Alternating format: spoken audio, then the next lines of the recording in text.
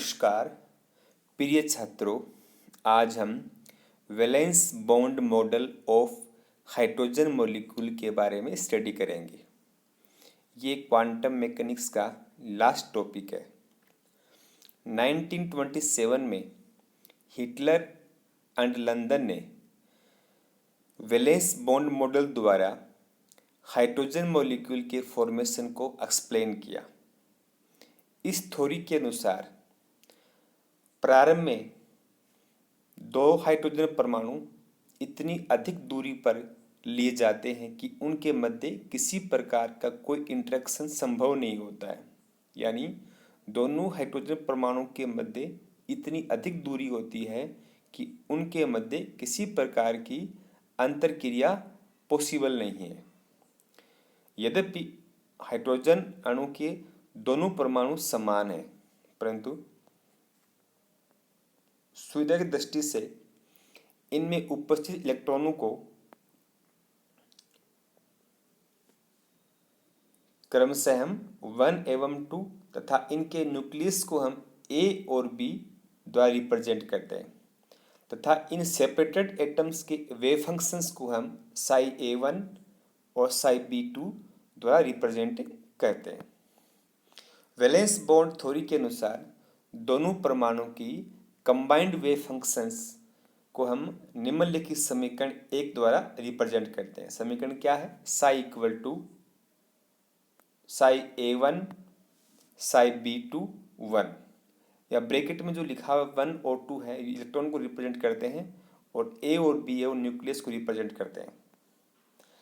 जब दोनों परमाणु H2 मॉलिक्यूल फॉर्मेशंस के लिए बॉन्डेड होते हैं तो इस कंडीशन में हैमिल्टनियन ऑपरेटर जो है उसको हम निम्नलिखित समीकरण 2 द्वारा रिप्रेजेंट करते हैं। समीकरण क्या है वो?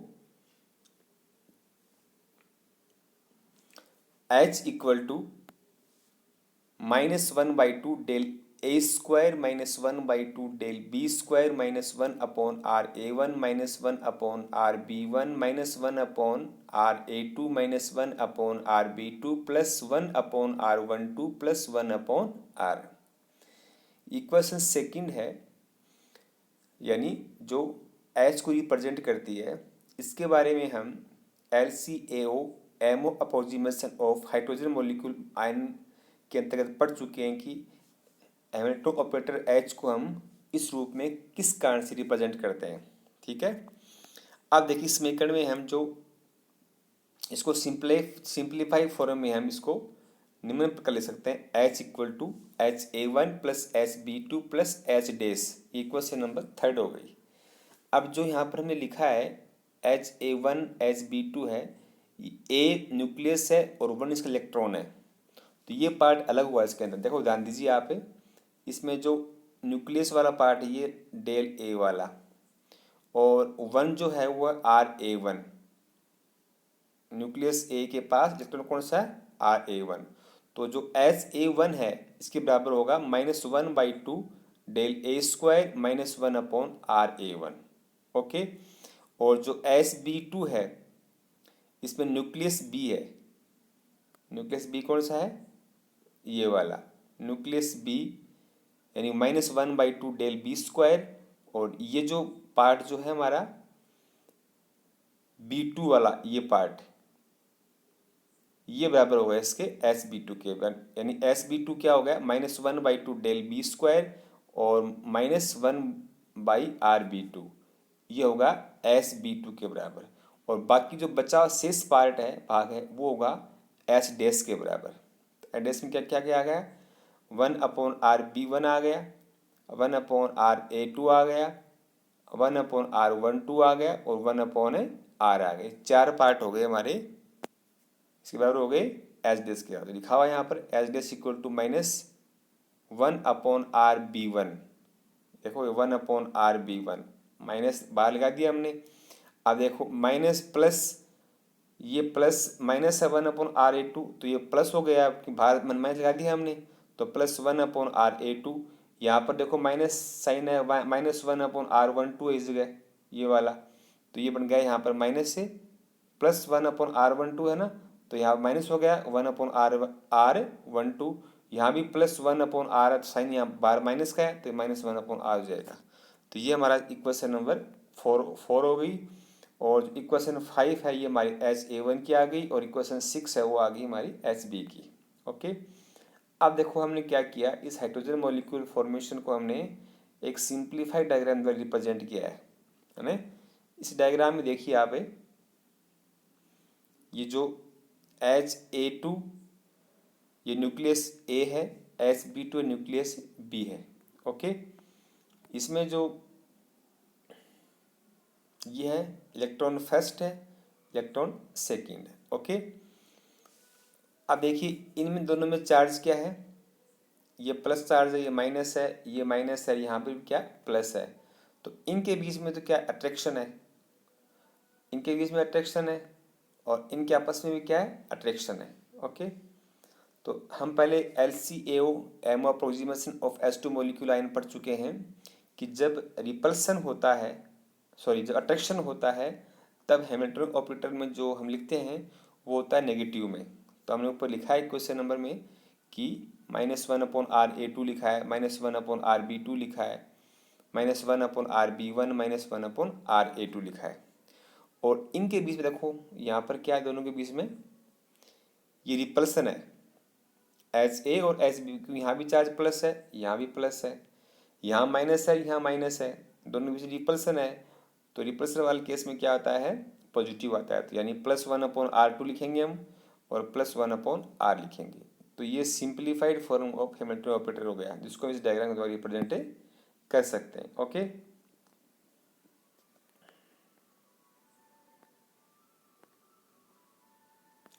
अब देखिए, क्योंकि जब H2 अणु बनता है तो नाभिकों को, नाभिक कौन से हैं, A और B है, इलेक्ट्रॉन कौन से 1 और 2 है, उनमें हम डिफ्रेंसिएशन नहीं कर पाते हैं कि कौन से का नाभिक है, कौन से इलेक्ट्रॉन है। यानी H2 मॉलिक्यूल निर्माण के लिए के दौरान हम नाभिकों में और इलेक्ट्रॉनों में अंतर नहीं कर पाते हैं। तय इसके लिए दो कंडीशंस मान सकते हैं, दो कंडीशन संभव है। पहली कंडीशन क्या है कि नाभिक A है, इलेक्ट्रॉन 1 के साथ है, इलेक्ट्रॉन कौन सा है, नाभिक A है इलेक्ट्रॉन 1 के साथ है, और नाभिक B है इलेक्ट्रॉन 2 के साथ है। कंडीशन नंबर 2 क्या होगी, नाभिक जो A है ना, इलेक्ट्रॉन किसके साथ है, 2 के साथ है, और नाभिक B है इलेक्ट्रॉन 1 के साथ है। तो दो कंडीशंस बन गई हमारी। इन दोनों कंडीशंस में जो वेव फंक्शंस हैं उसको हमने psi1 और psi2 द्वारा रिप्रेजेंट कर दिया। तो इसको हम निम्न प्रकार से इनको लिख सकते हैं। पहली समीकरण हमारी psi1 = psi-A1 psi-B2। पहले वाले में क्या माना है हमने कि न्यूक्लियस A के साथ इलेक्ट्रॉन 1 है, न्यूक्लियस B के साथ इलेक्ट्रॉन 2 है। सेकंड कंडीशन माना है हमने कि न्यूक्लियस जो A है उसका इलेक्ट्रॉन कौन सा है, 2 है, और B के साथ इलेक्ट्रॉन कौन सा है, पहला है। तो इक्वेशन नंबर जो 8 है वो शो कर रही है psi2 = psi-A2 और psi-B1। इक्वेशन 7 और 8 है वो दोनों कंडीशंस के लिए वेव फंक्शंस को रिप्रेजेंट कर रही है।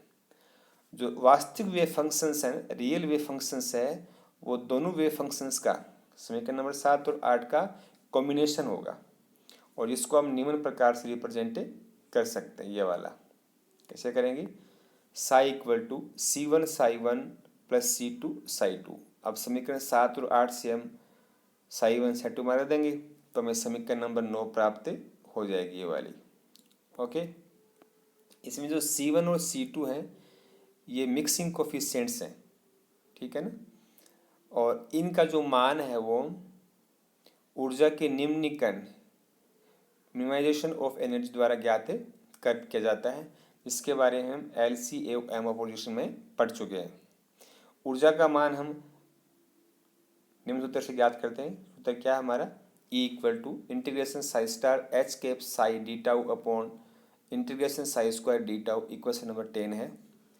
इस इक्वेशन में हम क्या करेंगे, समीकरण 2 से तो h का मान और समीकरण 9 से psi का मान रखेंगे, और उसके ऊपर वेरिएशन थ्योरम जो हमारी कौन सी वाली, ये वाली, del E/del C1 = del E/del C2 = 0 लागू करेंगे।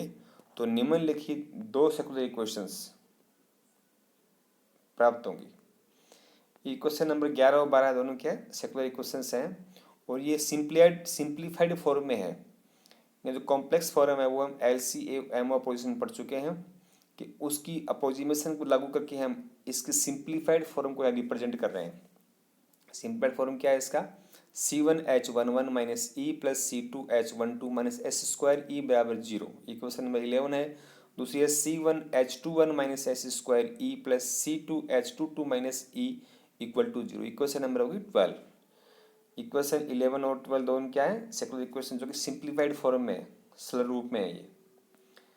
जहाँ पर हम लिखिए, हमें जो मान रखिए ना H11 H12 एस स्क्वायर, इनको हम इन समीकरणों के द्वारा रिप्रेजेंट कर सकते हैं, यानी इनकी जगह ये समीकरण में ये मान प्राप्त हुए, ये वाले मान। ठीक है, समीकरण 11 और 12 को मैट्रिक्स के रूप में लिखेंगे हम। तो मैट्रिक्स में लिखने के दौरान क्या करते हैं हम, जो इनके मिक्सिंग कोएफिशिएंट्स हैं उनको मल्टीप्लाई में ले आते हैं। तो समीकरण क्या बन गई हमारी, H11 माइनस ई H12 minus S square E H21 minus S square E H22 minus ई और C1 C2 इक्वल टू 0। ये हमारा मैट्रिक्स फॉर्म हो गया इक्वेशन नंबर 11 एंड 12 का। ठीक है ना। आगे इसमें दो पार्ट हैं जो पहले पढ़ चुके हैं। देखो, ये तो ये वाला पार्ट है और ये वाला पार्ट है, यानी A मल्टीप्लाई क्या है, B है। B में शो करा है C1 C2 को, तो A गुना में B कितना है, 0 है। लेकिन B जो है ना C1 C2 का मान क्या है, 0 नहीं हो सकता। इसका मतलब क्या, A का जो मान है ये वाला डिटर्मिनेंट जो है ना, उसका मान 0 होगा। यानी C1 C2 कोएफिशिएंट्स का डिटर्मिनेंट है वो शून्य के बराबर होगा। अर्थात H11 E H12 minus S square E H21 minus S square E H22 minus E equal to क्या होगा, 0 होगा। ये क्वेश्चन नंबर 14 हो जाएगी। ठीक है, इसको हम एक्सपेंड करेंगे, इस इक्वेशन को डिटरमिनेंट को क्या करेंगे, हम एक्सपेंड करेंगे। तो हमें क्या मानना है, इसमें जो ये समीकरण लिखी है हमने ये वाली H11 माइनस ये लिखा है यहाँ पर H22 माइनस ई, तो हमें क्या मानना है कि H11 का मान क्या होता है, H22 के बराबर होता है। तो हमने यहाँ पर H22 है, इसकी जगह हमें H11 रिप्रेजेंट करना है। इसी प्रकार H12 का जो मान है वो होता है H21 के बराबर। तो यहाँ हमने H21 लिखा है, यहाँ पर हमें H12 ही मानना है। जिसको एक्सपेंड करेंगे, देखो ये H11 माइनस ई, यहाँ भी क्या है H11 माइनस ई है, तो ये क्या बन जाएगा, H11 माइनस ई का स्क्वायर हो जाएगा और ये बन जाएगा हमारा H12 हो जाएगा माइनस एस स्क्वायर ई का क्या हो जाएगा, स्क्वायर हो जाएगा। ओके, ये हमने रिप्रेजेंट किया H11 माइनस ई का होल स्क्वायर बराबर बराबर क्या है H12 माइनस एस स्क्वायर ई का होल स्क्वायर। जब इसको हमने सोल्व किया तो यानी हमने इसको स्क्वायर को उठाया हमने, तो ये बन गया H11 minus E equal to plus minus H12 minus S square E. Equation number 15 हो गया। अब इस 15 इक्वेशन के दो सोल्यूशन संभव हैं। कौन कौन से हैं, पहला एक सोल्यूशन है ई सिमेट्रिक या ई प्लस या E1 वाला। ये हो जाएगा हमारा इक्वल टू हो जाएगा H11 plus H12 upon 1 plus S square. Equation number 16, यानी इसके सॉल्यूशन को भी हम LCAOM अपोजिशन में पढ़ चुके हैं कि कैसे इसका मान ये प्राप्त हुआ। इसी प्रकार जब हम इस समीकरण को E एक रूप में लिखते हैं, यानी EA equal to E minus equal to E2 है, तब H11 minus H12 upon 1 minus S square. Equation number 17 हो गई। यानी ES और EA है वो सिमेट्रिक एनर्जी और एंटीसिमेट्रिक एनर्जी को रिप्रेजेंट करते हैं। तो ये H2 मॉलिक्यूल आयन के लिए वैलेंस बॉन्ड मॉडल के अनुसार एनर्जी को रिप्रेजेंट करते हैं। अब समीकरण 11 को हम क्या करेंगे, E1 के रूप में लिखेंगे। समीकरण 11 कौन सी है हमारी, देखो ये वाले समीकरण 11, ये वाले समीकरण, इसको हम E1 के रूप में रिप्रेजेंट करेंगे। जहाँ पर E लिखा उसको E1 कर दो आप, तो C1H11 minus E1 plus C2H12 minus S square E1 equal to 0 जाएगा। ओके, अब देखिए यहाँ पर हमने जो लिखा है ना, हमने ये H11 minus E1, H11 minus E1, इसमें जो समीकरण नंबर ये है हमारी 16 जो समीकरण है, इस 16 समीकरण से हम क्या करेंगे, H11 का मान ज्ञात करेंगे और वो H11 का मान हम इस समीकरण में यहाँ पर पुटअप कर देंगे। तो वो मान प्राप्त क्या हुआ, मैं जब सोल्व किया इसको तो मान प्राप्त तो हमारे को E11 plus S square minus H12, ये H11 का मान उस समीकरण नंबर 16 से प्राप्त हो गया, रख दिया हमने यहाँ पर। और क्या बन गया है, C1 E1 1 plus S square minus H12 minus E1 plus आगे है C2 H12 minus S square E1 equal to 0। अब इसको हमने आगे एक्सपेंड किया तो ये बन गया C1 E1 plus S square E1 minus H12 minus E1 plus C2 H12 minus S square E1 equal to 0। E1 C1 कैसे कर दिया हम, तो पीछे बन गया C1 s square E1 minus H12 plus C2 H12 minus S square E1 equal to 0। Okay, अब हम क्या करेंगे, ये जो समीकरण में लिखी है वाली, इसमें देखो H12 बाद पहले है, इसमें H12 क्या है बाद में है, तो इसको उल्टा करो समीकरण को, आप H12 बाहर बाद में ले जाओ और S1 इसको इधर ले आओ, इस साइड में रख दो और इसको ले जाओ इस साइड में। अब देखो यहाँ पर साइन क्या प्लस है, अब ये प्लस में आ रहा तो हम यहाँ साइन क्या कर दें, इसका माइनस कर दें। तो यदि हम इसको आगे ले जाएंगे तो साइन क्या बन जाएगा, इसका माइनस हो जाएगा ये, यानी माइनस माइनस क्या हो जाएगा, प्लस हो जाएगा। हमें प्लस चाहिए H12, तो यहाँ पर ये हमने क्या कर दिया, एस स्क्वायर E1 क्या माइनस है, तो हमने पहले लिख दिया एस स्क्वायर E1, तो ये माइनस का माइनस रह जाएगा और ये हो जाएगा हमारा प्लस, माइनस माइनस क्या हो जाएगा, प्लस हो जाएगा। तो यानी हम C2 H12 minus S square E1 है, इसको हम minus C2 S square E1 minus H12 के द्वारा रिप्रेजेंट कर सकते हैं। ओके, अब हम इस क्या करेंगे, इस समीकरण में S square E1 minus H12 का भाग देंगे, इसका भाग देंगे हम। देखो इसका मैंने भाग दिया तो देखो इससे कैंसिल हो गया, ये भी कैंसिल हो गया इससे, ठीक है। पीछे क्या आ रहा है, C1 minus C2 equal to क्या हो गया, 0 हो गया। इधर जाओ C2 को, तो बनेगा C1 equal to C2, equation number 18 आ गई। इसी प्रकार हम E2 के लिए याद करेंगे तो C1 बराबर क्या आ जाएगा, माइनस C2 आ जाएगा, इक्वेशन नंबर 19 हो जाएगा। यानी E1 रखा तब आया C1 बराबर C2 और E2 रूप में रिप्रेजेंट किया इसको तब आया हमारे मान C1 equal to minus C2। Therefore, the wave functions corresponding to roots E1 E2 are respectively। यानी अब हम जो इस समीकरण प्राप्त किए 18-19 को, हम अब E1 E2 के रेस्पेक्टिवली हम इसको किस प्रकार रिप्रेजेंट करेंगे, वो करेंगे हम psi1 equal to C1 psi A1 psi B2 plus psi A2 plus psi B1, equation number 20 हो गई। और psi 2 जो है वो हो जाएगी C1 psi A1 psi B2 minus psi A2 psi B1, equation number 21 हो जाएगी। दीज ऑर्बिटल्स हैं, ये जो हमने शो किया इक्वेशन 20 और 21, इसमें जो C1 का मान ज्ञात नहीं है, इसका मतलब ये इक्वेशन कंप्लीट नहीं है, और कंप्लीट इक्वेशन तभी होगी जब हमारे पास C1 का मान ज्ञात होगा।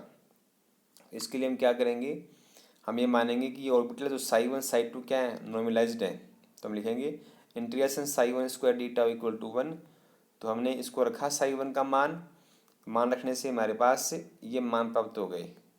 इसके द्वारा हमने इसके ऊपर ऑर्थोगोनलिटी एवं नॉर्मलाइजेशन कंडीशन अप्लाई करेंगे तो हमारे पास C1 का मान प्राप्त हो जाएगा। मान प्राप्त क्या होगा, वो C1 equal to 1 upon √2 1 plus S square, ये मान प्राप्त हो जाएगा। तो इसका मान रख देंगे हम, समीकरण नंबर किस में रखेंगे, C1 का मान समीकरण नंबर रख देंगे 20 में, ठीक है। तो ये बन जाएगा हमारा psi1 equal to 1 upon √2 1 plus S square psi A1 psi B2 plus psi A2 psi B1, equation number आ गई हमारे 22। यानी psi1 का कंप्लीट मान आ गया हमारे पास। इसी प्रकार हम मानेंगे psi2 क्या नॉर्मलाइज्ड है, तो psi2 नॉर्मलाइज्ड होगा तो psi2 स्क्वायर डीटा इक्वल टू 1 हो जाएगा। तो उस कंडीशन में C1 का मान जो आएगा वो आएगा हमारे पास 1 अपॉन ये वाला 1 अपॉन √2 1 माइनस एस स्क्वायर, यानी पहले वाले में क्या था 1 प्लस एस स्क्वायर था, यहाँ 1 माइनस एस स्क्वायर था। इसे रख देंगे, समीकरण नंबर किस में रखेंगे, इस समीकरण में 21 में रख देंगे हम। तो हमारे पास आ जाएगा ये समीकरण नंबर 23 आ जाएगी। psi2 equal to 1 upon √2 1 minus S square psi A1 psi B2 minus psi A2 psi B1, equation number 23 हो गई। तो इक्वेशन नंबर 22 और 23 है वो वैलेंस बॉन्ड मॉडल के अनुसार हाइड्रोजन मॉलिक्यूल की कंप्लीट वेव फंक्शंस को रिप्रेजेंट करते हैं। इस प्रकार से हमने वैलेंस बॉन्ड मॉडल के अनुसार हाइड्रोजन मॉलिक्यूल की एनर्जी और उसके वेव फंक्शंस को रिप्रेजेंट कर दिया, यानी उसका मान ज्ञात कर लिया। इस प्रकार से हमारे क्वांटम मैकेनिक्स के सारे टॉपिक कंप्लीट हो चुके हैं। Thank you.